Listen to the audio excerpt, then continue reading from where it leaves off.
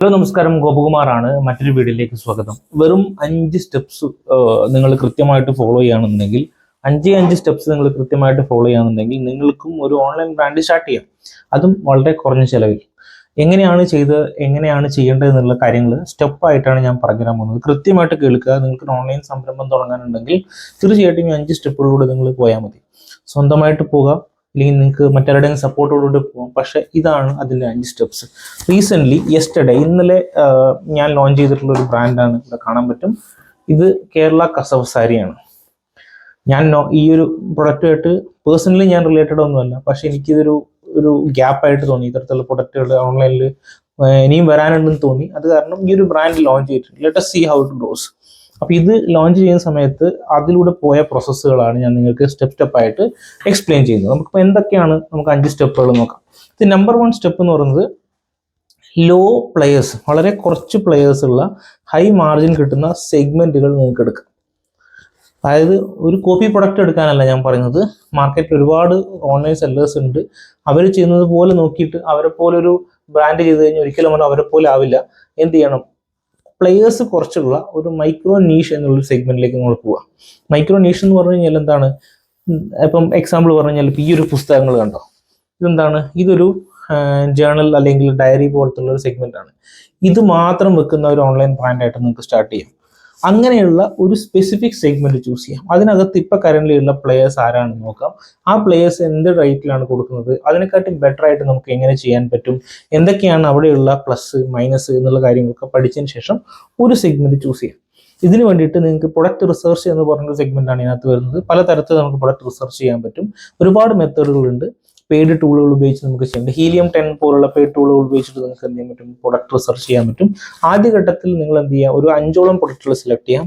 അതിൽ നിന്നും 2 to 3 നിങ്ങൾ ആദ്യം തന്നെ ലോഞ്ച് ചെയ്യാൻ ശ്രമിക്കുക. ഒരു പ്രൊഡക്റ്റ് ലോഞ്ച് ചെയ്യാൻ നോക്കുന്നതിന് പകരം 2 to 3 പ്രൊഡക്റ്റ് ലോഞ്ച് ചെയ്യാം. 2 to 3 പ്രൊഡക്റ്റിൽ ലോഞ്ച് ചെയ്യുമ്പോൾ ഗുണം എന്ന് പറഞ്ഞാൽ നിങ്ങളുടെ ഏത് ബ്രാൻഡ് നെയിമാണ് കൊടുക്കുന്നത്, ആ ബ്രാൻഡ് നെയിമിന് കുറച്ചും കൂടെ വിസിബിലിറ്റി കിട്ടാനുള്ള സാധ്യതയുണ്ട്.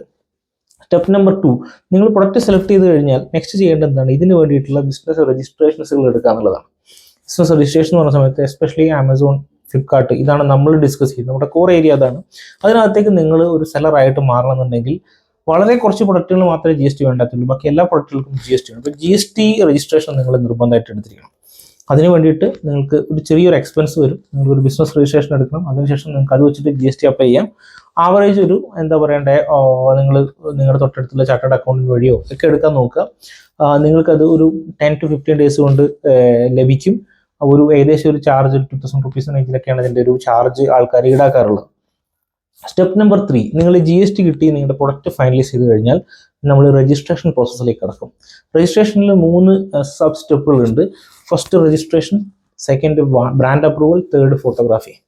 അപ്പം രജിസ്ട്രേഷൻ വളരെ സിമ്പിളാണ്. നിങ്ങൾക്ക് ഒരു മൊബൈൽ നമ്പറും നിങ്ങളുടെ നിങ്ങളുടെ ബാങ്ക് അക്കൗണ്ടും ഇമെയിൽ അഡ്രസ്സും ഉണ്ടെങ്കിൽ നിങ്ങൾക്ക് രജിസ്ട്രേഷൻ പ്രോസസ്സ് കംപ്ലീറ്റ് ചെയ്യാം. അതിനുശേഷം നിങ്ങൾ ആമസോണിൽ സെല്ലിംഗ് പ്രോസസ്സിന് വേണ്ടിയിട്ടുള്ള സ്റ്റെപ്പിലായിട്ട് ബ്രാൻഡ് അപ്രൂവലിലേക്ക് എടുക്കാം. ബ്രാൻഡ് അപ്രൂവൽ എടുക്കുന്ന സമയത്ത് നിങ്ങൾ ബ്രാൻഡ് അപ്രൂവ്ഡ് ആയി കഴിഞ്ഞാൽ നിങ്ങൾക്ക് വേണ്ട വളരെ ഇമ്പോർട്ടൻ്റ് ആയിട്ടുള്ള കാര്യമാണ് ഫോട്ടോഗ്രാഫി. ഫോട്ടോഗ്രാഫി എന്ന് പറയുന്നത് വളരെ ഇമ്പോർട്ടൻ്റ് ആണ്. ഇപ്പോൾ ആദ്യം നിങ്ങൾ പ്രൊഡക്റ്റ് ലോഞ്ച് ചെയ്യാൻ നിങ്ങളുടെ ഫോണിലെടുത്ത ഫോട്ടോസും ഒക്കെ നിങ്ങൾ ചെയ്യുമെങ്കിൽ കൂടി നിങ്ങളൊന്ന് ആലോചിച്ച് നോക്കുക, കസ്റ്റമർ ഈ പ്രൊഡക്റ്റ് കണ്ടാൽ വാങ്ങിക്കുമോ? കാരണം കസ്റ്റമർ ആണല്ലോ അൾട്ടിമേറ്റ്ലി പ്രൊഡക്റ്റ് വാങ്ങിക്കേണ്ടത്. അതുപോലെ അവർക്ക് ഇൻട്രസ്റ്റിംഗ് ആയിട്ടുള്ള രീതിയിലുള്ള പ്രൊഡക്റ്റുകൾ ആയിരിക്കണം പ്രൊഡക്റ്റ് ഫോട്ടോഗ്രാഫി ആയിരിക്കണം നമ്മൾ ചെയ്യേണ്ടത്. അപ്പോൾ അത് വളരെ ഇമ്പോർട്ടൻ്റ് ആണ്.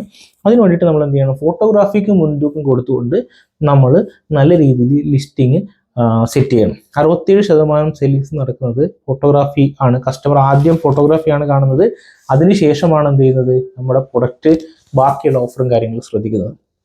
ഇനി നിങ്ങൾക്കറിയാം, ആമസോൺ എന്ന് പറയുന്നത്, ഫ്ലിപ്കാർട്ട് എന്നൊക്കെ പറയുന്നത് പ്രൊഡക്റ്റ് സെർച്ച് എഞ്ചിനാണ്. ഗൂഗിളിൽ നമ്മളൊരു വേർഡ് ടൈപ്പ് ചെയ്യുമ്പോൾ അത് റിലേറ്റഡ് ആയിട്ടുള്ള ആർട്ടിക്കിളാണ് വരിക, അല്ലേ? അതേപോലെ ആമസോണിൽ നമ്മളൊരു പ്രൊഡക്റ്റ് സെർച്ച് ചെയ്യുമ്പോൾ പ്രൊഡക്റ്റ് റിലേറ്റഡ് ആയിട്ട് ആർട്ടിക്കിളാണ് വരിക. ഇപ്പം ഞാൻ ഈ കാണിച്ചിട്ടുള്ള ഇപ്പം നിങ്ങൾക്ക് കാണിച്ചിട്ടുള്ള ഈ ഒരു കസവ് സാരി, അപ്പം ഞാനിവിടെ നോക്കിക്കഴിഞ്ഞാൽ ഇതിനകത്ത് പല കീവേഡുകൾ ആഡ് ചെയ്തിട്ടുണ്ട്. Kasavu sari for woman, traditional Onam sari, festival temple wear, authentic kasavu sari. കാരണം എന്താണ്? ഒരു ടൈറ്റിൽ തന്നെ ഞാൻ ഒരുപാട് കീവേഡുകൾ കൊടുത്തിട്ടുണ്ട്. കാരണം ഇതൊക്കെ ആണ് ആൾക്കാർ സെർച്ച് ചെയ്യുക. ഈ സെർച്ച് ചെയ്യുന്ന കീവേഡുകളിലൂടെ എൻ്റെ പ്രൊഡക്റ്റ് എത്തണം എന്നുള്ള ഇതിന് വേണ്ടിയിട്ടാണ് അങ്ങനെ ചെയ്യുന്നത്. അതിനെയാണ് സെർച്ച് എഞ്ചിൻ ഒപ്റ്റിമൈസേഷൻ എന്ന് പറയുന്നത്. അപ്പോൾ നമ്മൾ എന്ത് ചെയ്യണം? നല്ല രീതിയിൽ സ്റ്റെപ്പ് നമ്പർ 3 നമ്മൾ പറഞ്ഞു രജിസ്ട്രേഷൻ, ഫോട്ടോഗ്രാഫി, അതേപോലെ തന്നെ ലിസ്റ്റിംഗ് നടപടികൾ കൃത്യമായിട്ട് ചെയ്യാം. ഇത്രയും കാര്യങ്ങൾ ചെയ്താൽ നിങ്ങളുടെ പ്രൊഡക്റ്റ് ലൈവ് ആവും. പ്രൊഡക്റ്റ് ലൈവ് ആയി കഴിഞ്ഞാൽ വാട്ട് നെക്സ്റ്റ്? നിങ്ങൾക്കറിയാം ഒരുപാട് കോമ്പറ്റീറ്റീവ് സെഗ്മെന്റ് ഉണ്ടാവും. പെട്ടെന്ന് തന്നെ നമുക്ക് ഇതിലേക്ക് വരണമെന്നുണ്ടെങ്കിൽ ടൈം എടുക്കും. ഫസ്റ്റ് സ്റ്റെപ്പ് എന്ന് പറഞ്ഞാൽ മാർക്കറ്റിംഗ് പ്ലാൻ ചെയ്യുക. അതിന് വേണ്ടിയിട്ട് ആദ്യത്തെ സ്റ്റെപ്പ് എന്ന രീതിയിൽ നിങ്ങൾ ഒരു പ്രൊഡക്റ്റ് നിങ്ങളുടെ ഫ്രണ്ട്സ് ആൻഡ് ഫാമിലിയെ കൊണ്ട് ഓർഡർ ചെയ്യിപ്പിക്കുക. ഓർഡർ ചെയ്യുന്ന പ്രോസസ്സുകൾ പഠിക്കുക. അപ്പം നിങ്ങളൊരു പ്രൊഡക്റ്റ് ഓർഡർ ചെയ്യുമ്പോൾ ആ ഒരു കാറ്റഗറിയിൽ BSR ബെസ്റ്റ് സെല്ലിംഗ് റാങ്ക് എന്ന് പറഞ്ഞിട്ട് നിങ്ങളുടെ പ്രൊഡക്റ്റിന്റെ ബെസ്റ്റ് സെല്ലർ റാങ്ക് വരും. അത് വന്ന് നിങ്ങൾക്ക് മനസ്സിലാവും നിങ്ങൾ എത്രാമത്തെ സ്ഥാനത്താണ് ഇപ്പോൾ ഉള്ളത്. ഇനി ആ സ്ഥാനത്ത് നിന്ന് ഞങ്ങൾ ആദ്യത്തെ 100ലേക്ക് എത്താൻ എന്ത് ചെയ്യണം, ആദ്യത്തെ 1000ലേക്ക് എത്താൻ എന്ത് ചെയ്യണം, ആദ്യത്തെ 50ലേക്ക് എത്താൻ എന്ത് ചെയ്യണം എന്നുള്ള രീതിയിലേക്ക് നിങ്ങൾക്ക് സ്ട്രാറ്റജികൾ പ്ലാൻ ചെയ്യാം. എക്സ്റ്റേണലിയും ഇന്റേണലിയും നിങ്ങൾക്ക് മാർക്കറ്റിംഗ് ക്യാമ്പയിൻ ചെയ്യും. ആമസോണിനകത്ത് ചെയ്യുന്ന ക്യാമ്പയിനെ നമ്മൾ PPC ക്യാമ്പയിൻ എന്നൊക്കെ പറയും. ട്രേഡ് മാർക്ക് ഉള്ള ആൾക്കാർക്കാണെങ്കിൽ ബാനർ ആഡും കാര്യങ്ങളൊക്കെ ചെയ്യാൻ പറ്റും. ട്രേഡ് മാർക്ക് ഇല്ലാന്നുണ്ടെങ്കിൽ നമുക്ക് PPC ക്യാമ്പയിൻ ഉപയോഗിച്ചിട്ട് കൃത്യമായിട്ട് കീവേഡുകളിലൂടെ റൈറ്റ് ഓഡിയൻസിലേക്ക് എത്തിക്കാൻ പറ്റും. ഇനി അതല്ല, ഇൻഫ്ലുവൻസർ മാർക്കറ്റിംഗ് വഴിയും എക്സ്റ്റേണൽ ഫേസ്ബുക്കും ഇൻസ്റ്റാഗ്രാം വഴിയുള്ള പുഷ് വഴിയും നിങ്ങളുടെ കമ്മ്യൂണിറ്റി വഴിയുള്ള സെയിൽസ് വഴിയും നിങ്ങൾക്ക് എന്ത് ചെയ്യാൻ പറ്റും, നിങ്ങൾക്ക് ഓർഡേഴ്സ് ആദ്യം ബ്രിങ് ചെയ്യാൻ പറ്റും. Marketing is very important. അപ്പം 4ാമത്തെ സ്റ്റെപ്പ് എന്ന് പറഞ്ഞാൽ മാർക്കറ്റിംഗ് ആണ്.